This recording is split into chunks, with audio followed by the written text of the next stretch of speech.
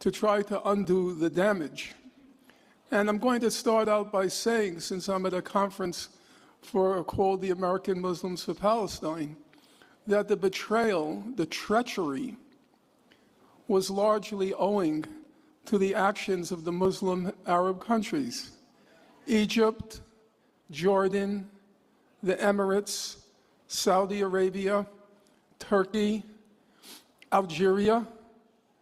They all joined in Pakistan. this grand conspiracy, this grand criminal conspiracy, pulling out a dagger at the United Nations Security Council and plunging it into the heart, not just of Gaza, but of the whole Palestine question.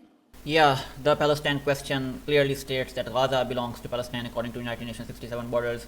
Instead of helping Gaza, when Israel committed a genocide using their bombs, using their deadly bombs, burning the bodies alive of Palestinians and children, instead of helping them with your military hardware, I mean, you joined hands with this, whatever this board of peace is, whatever. This is like joining hands with the colonialists, right? The American government, we all know, is like all their congressmen take dictation directly from Israeli lobbies. Everybody knows that. So how can you listen to American government? I mean, learn from Iran somewhat. What have America done to Iran? Nothing. You have to fight fire with these violent colonialists, these genocidal violent colonialists. You have to fight fire with fire.